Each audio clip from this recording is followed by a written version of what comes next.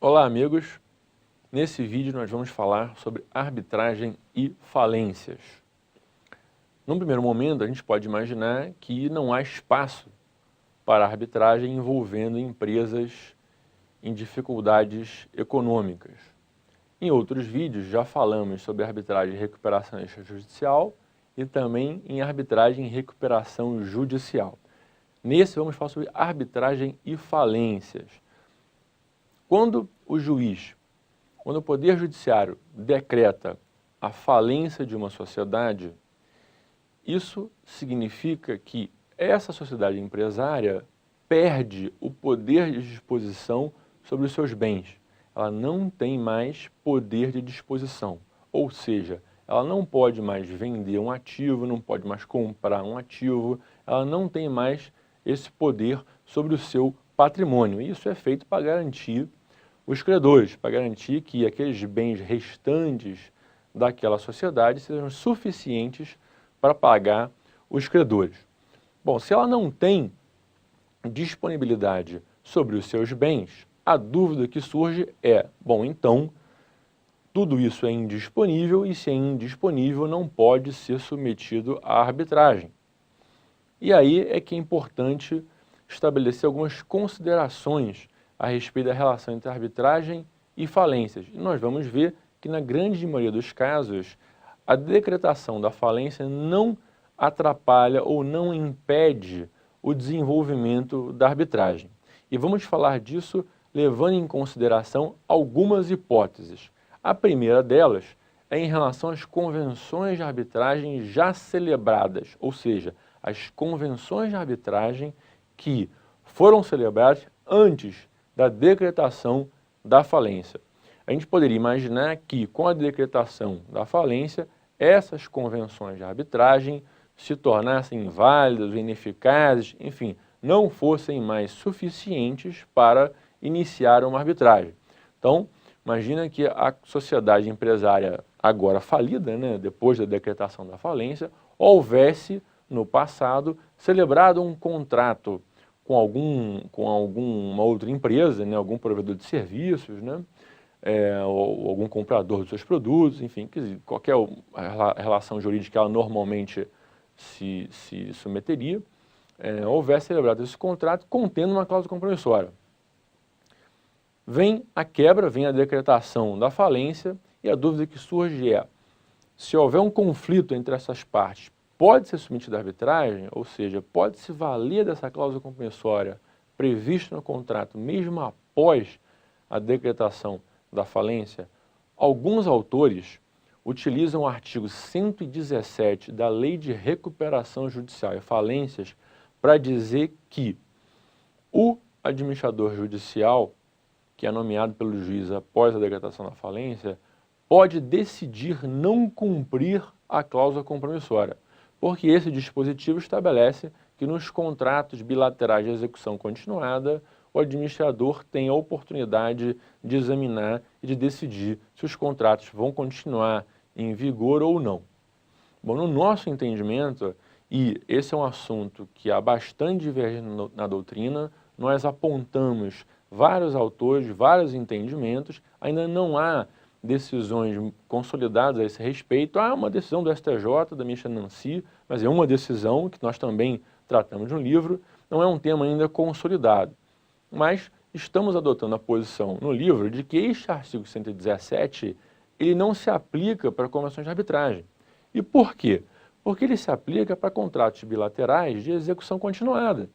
A cláusula compromissória não é um contrato bilateral de execução continuada, ele é um contrato de execução instantânea. E aí podemos imaginar, podemos perguntar, mas por que se aplica só aos de execução continuada e não aos de execução instantânea? A razão é simples. Nos contratos de execução continuada, se esses contratos resultarem em prejuízo para a sociedade, eles vão continuar dando prejuízo até o final de sua vigência. E é por isso que a lei permite ao administrador que tem o papel de preservar os bens da massa falida de interromper a execução desses contratos. É um mecanismo para que o administrador avalie as decisões negociais que foram tomadas e que continuam causando prejuízo à sociedade empresária e, portanto, agora à massa falida, e interromper essa sequência de prejuízos. Isso não acontece com a cláusula compromissória, porque a cláusula compromissória não é capaz, pela sua própria natureza, de levar a prejuízos constantes, mensalmente, né, ou a cada operação que é feita num contrato. Isso só é possível em contratos de execução continuada. Portanto, nosso ponto de vista, número 1, a decretação da falência priva a sociedade empresária do poder de disposição, mas é só a sociedade empresária. Não há uma indisponibilidade generalizada por conta da quebra. Há uma indisponibilidade em relação ao poder dessa sociedade empresária em relação aos seus bens. O administrador pode celebrar a comoção de arbitragem, pode participar de arbitragem, representando a massa falida. E o outro aspecto é o artigo 117, que não se aplica porque só diz respeito a contratos de execução continuada. Examinada essa primeira hipótese, vamos passar por uma outra hipótese também complexa, né? Analisamos a cláusula compromissória celebrada antes da quebra e agora nós podemos pensar no seguinte: será que é possível iniciar uma arbitragem após a decretação da quebra? O que acontece se surge o conflito após a quebra? Podemos iniciar essa arbitragem ou não? Mais do que isso, diante de um conflito e o administrador judicial tendo a intenção de submeter o caso à arbitragem, ele pode celebrar uma cláusula compromissória que não existia anteriormente? Ou seja, pode haver arbitragem após a quebra envolvendo aquela sociedade empresária falida? Essa também é uma matéria sujeita a muitas divergências na doutrina e nós estamos adotando o posicionamento de que sim, é possível. Mesmo que não haja cláusula compromissória firmada antes da decretação da falência, a massa falida poderá sim participar de uma arbitragem, desde que duas condições sejam cumpridas. A primeira delas é que o administrador judicial esteja de acordo com a assinatura da cláusula compromissória, e a segunda é que o juiz responsável pela falência autorize o administrador judicial a celebrar essa cláusula compromissória. Então, na primeira hipótese, vimos lá a cláusula compromissória celebrada antes da decretação da quebra e dissemos, sim, ela continua eficaz, ela poderá render uma arbitragem. Nessa segunda hipótese, examinamos a possibilidade de celebração de uma convenção de arbitragem após a quebra e chegamos à conclusão de que sim, é possível desde que o administrador judicial esteja de acordo e desde que o juiz da falência autorize essa assinatura pelo administrador judicial da cláusula compromissória. Há uma última hipótese, uma terceira hipótese, que diz respeito às arbitragens em curso. Então, nós imaginamos uma arbitragem que decorra de uma cláusula compromissória celebrada anteriormente à decretação da quebra e ela está em curso. E aí advém a quebra, advém a decretação da falência dessa sociedade empresária, que é parte, seja parte autor, ou seja parte ré, seja requerente ou requerido dessa arbitragem. Qual seria o efeito da decretação da quebra da sociedade empresária numa arbitragem já em curso? Será que essa arbitragem precisa ser suspensa? Será que precisa ser extinta? Bom, no nosso ponto de vista, essa arbitragem pode prosseguir.